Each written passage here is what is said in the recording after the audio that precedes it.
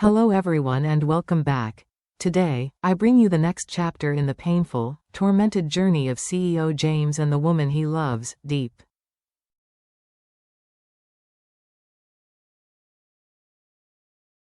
As many of you remember from the previous episode, James, a sharp and determined CEO, left his empire behind to search for Diep, the woman who disappeared without a trace.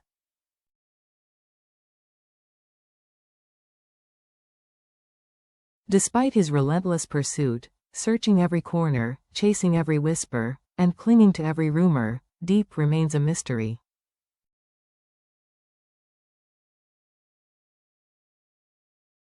No calls, no messages, no evidence that she was ever here. It's as if she has evaporated into thin air.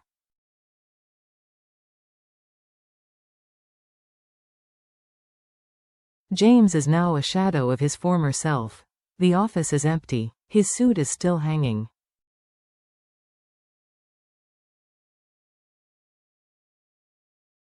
At night, he sits alone on a park bench, clutching Diep's photo, his eyes sunken, staring into the darkness, waiting for a call that never comes.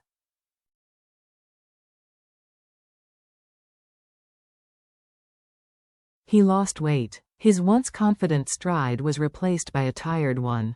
His once authoritative voice now trembled with fatigue.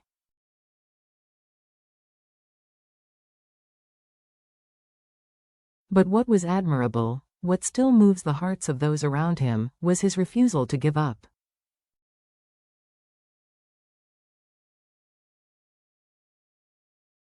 Today, we follow the next stage of James's desperate journey, where love, perseverance, and fate intersect.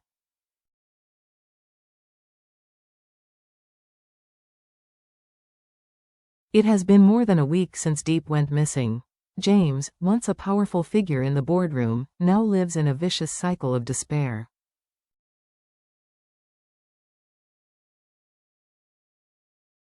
Every morning, instead of checking his email or stock reports, he stares at his phone screen, hoping for a text, a clue, a blurry photo from a stranger saying, "Sir, I think this might be your wife."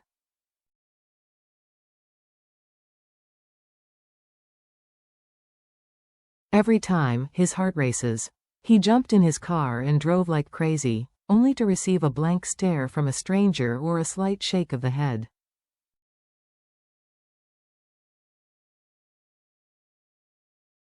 No, sorry, not her. The city buzzed around him, oblivious to him. But James still walked like a ghost.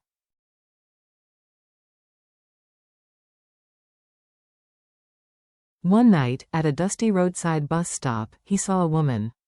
Her gait, her white dress fluttering in the wind.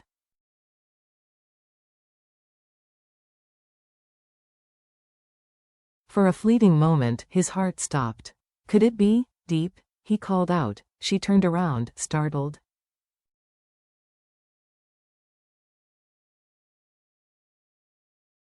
But the face was not hers, just another stranger. Another dead end, a stab in the heart.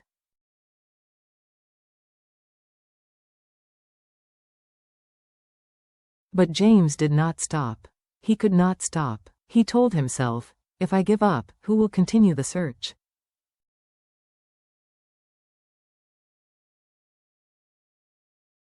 By day, he handled corporate crises. By night, he became a man on a mission.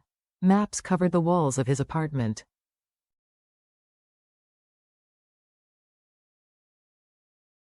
Pins marked locations, flyers printed. Every clue, no matter how vague, was pursued.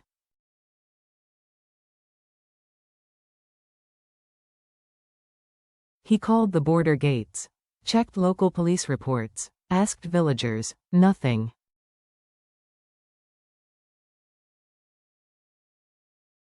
At home, her mother watched silently.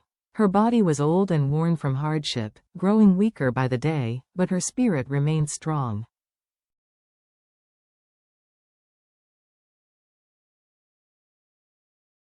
Diep was more than just a daughter-in-law. She was the daughter she never had. When James returned home in silence, drenched in the rain, exhausted, she asked no questions.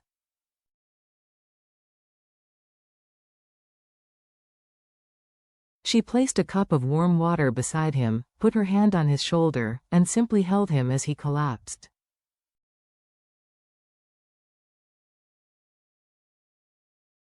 And James broke down. One night, completely, he collapsed at her feet.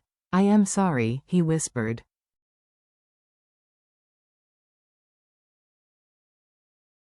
"I feel like my soul is fading. But I still believe, Mom. I believe that Diep is alive."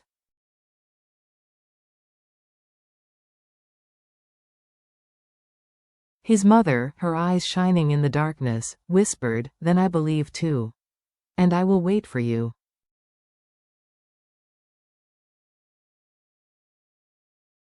For as long as it takes. That night, they sat in silence.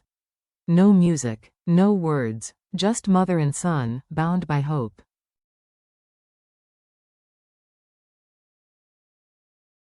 Meanwhile, the investigation took a different turn. The police finally identified a suspect, John, a dangerous criminal linked to a network of underground activities.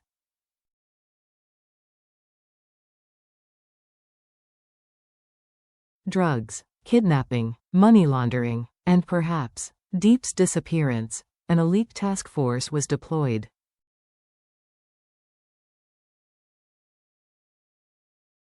After days of surveillance, they closed in on a remote house on the western outskirts of the city.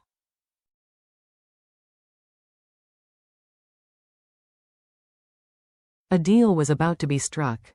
Now or never. Then, action, doors kicked in. Screams.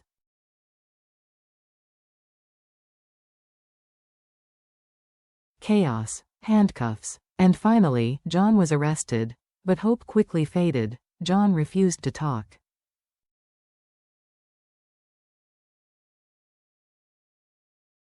He sneered throughout the interrogation. He admitted that he had planned to capture Diep to use her against James, but she had disappeared before he could.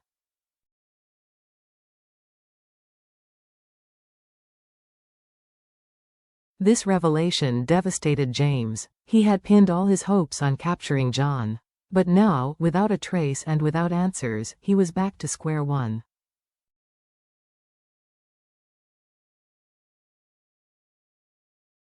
Still, he did not break down. Instead, he stepped out onto the balcony, looked out into the wind, and whispered.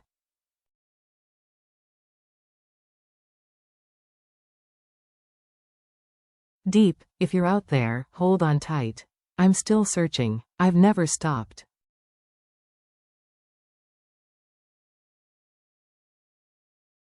He printed new flyers. He drove to border towns, mountain passes, old gas stations, village squares.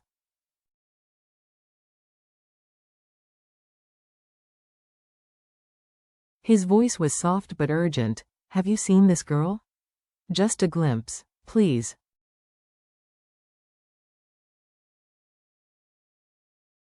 Most shook their heads. A few said kind words. But no one knew. Rain fell.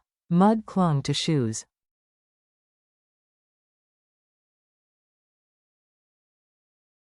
Flyers disintegrated in the wind. But James kept walking, because somewhere out there, she might be waiting.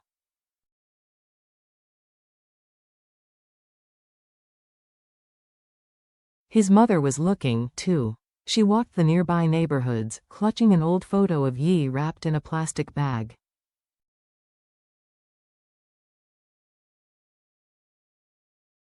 "I am sorry to bother you," she said softly at each door. "She's my daughter-in-law."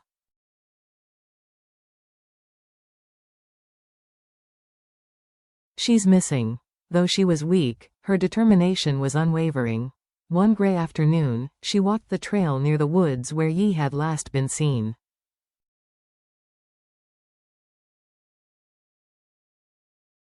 There, on a rock by the stream, James sat.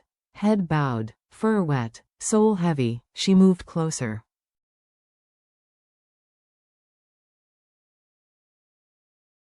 He said nothing, just leaned against her shoulder. "Mom. I am so scared that one day I'll lose the strength to go on."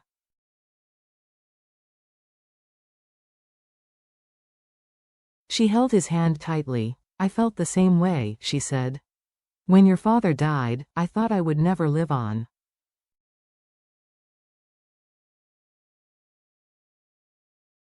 But I have you. And now Diep needs both of us. What will happen to her if you stop?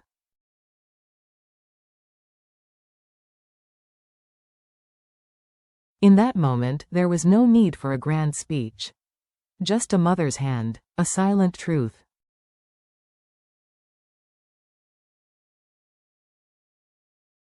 A shared belief that love never gave up.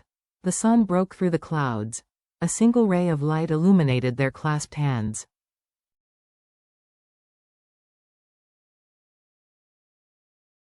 The search would continue. Diep might be missing, but she was still the heart of their fight, the soul of their hope.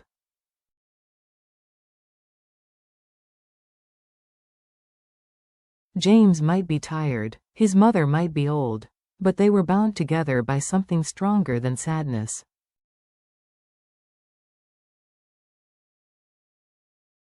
And to you, the viewers, you're on this journey too. Maybe not physically, but spiritually.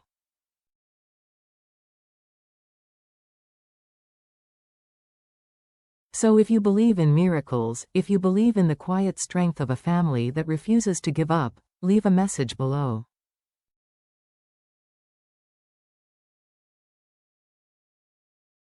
Type, Diep, we are still waiting for you to come home, because sometimes, miracles don't come from miracles.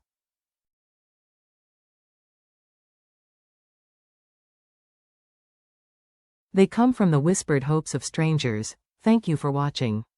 Thank you for feeling.